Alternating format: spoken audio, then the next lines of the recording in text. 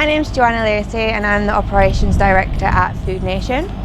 And we've been working in partnership with Newcastle University on a project called Strength to Food.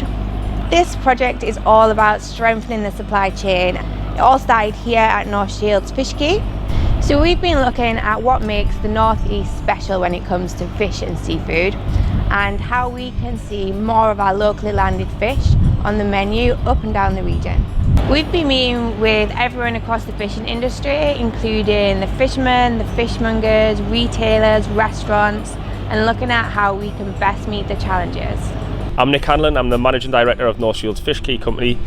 We are the company that oversee all fisheries related activity for the Port of North Shields, whether that be boats, landings, the fish market. We do a lot of chill storage, so we're kind of like a holding facility. Langoustines is the most abundant species here. It's a high value species as well, so you don't need to catch an awful lot of it to make a lot of money. Fish wise, the most abundant species here is whiting.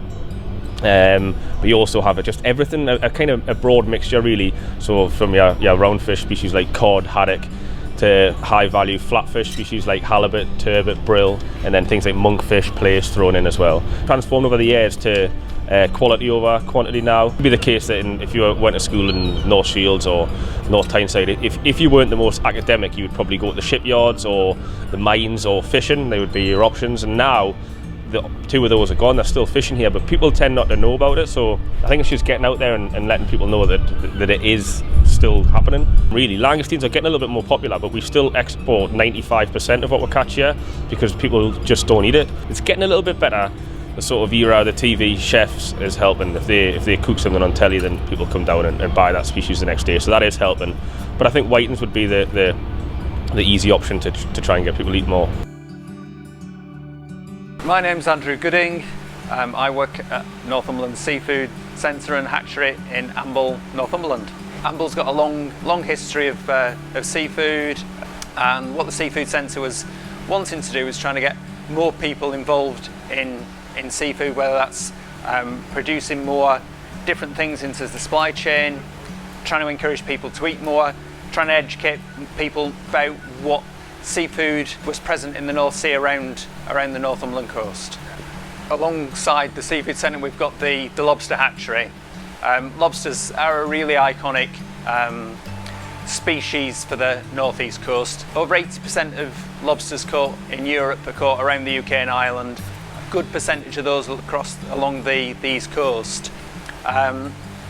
It should be something that people are really proud of about the northeast. You know, we send them all over the rest of Europe and they're really, really prized, and we don't really capture that value locally, you know, or we certainly don't celebrate that value locally. Lobsters at sea, they produce about 20,000 eggs, and of those eggs at sea, only one's likely to make it to be an adult. We bring them in here as buried hens, allow them to release naturally, capture those larvae, and then rear them through to a stage where it's safe to put them back to the sea.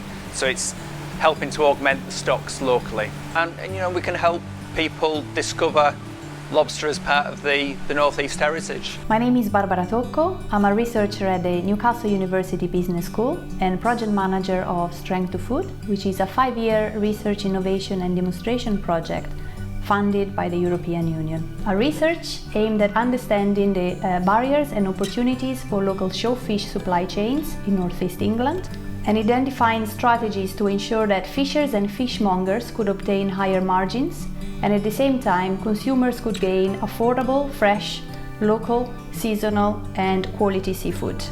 On the supply side, the Northeast sea fishing industry is export-oriented, with the most valuable catch, langoustines, sold on contract, predominantly to France and Spain. On the demand side, seafood consumption in the Northeast is typically underrepresented on household and restaurant menus, both in terms of quantity and variety. Overall, the fish supply chain is rather complex and long, as it operates via numerous intermediaries. As a consequence, fishers often face low bargaining power and rarely engage in direct or alternative types of market channels. Seafood consumption in the Northeast is typically based on familiarity, with the most consumed species being the well-known Big Five, so cod, haddock, salmon, tuna and prawns.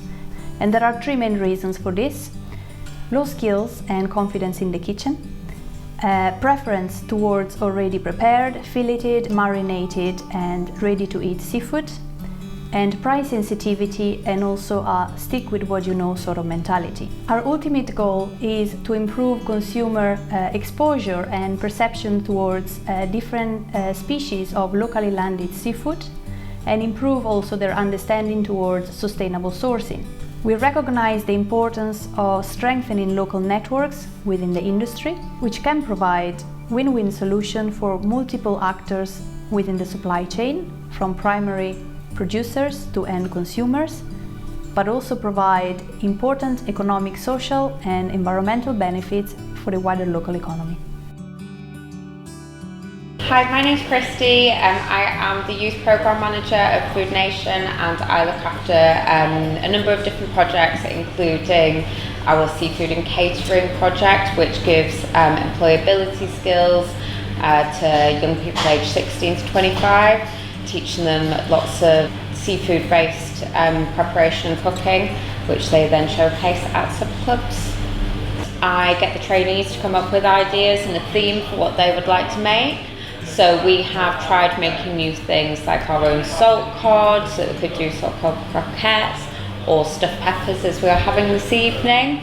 We have been making all kinds of different stocks and different seafood dishes, which have been amazing, things that trainees haven't tried before or ever been able to make before. I've also seen huge increases in confidence and self-esteem in the young people that are on the programme, and it gives them up-to-date experience, which means they can go start a career in a kitchen, or maybe it's getting back into it after having had a break for some reason. We've kind of went from strength to strength. Restaurants are coming all the time.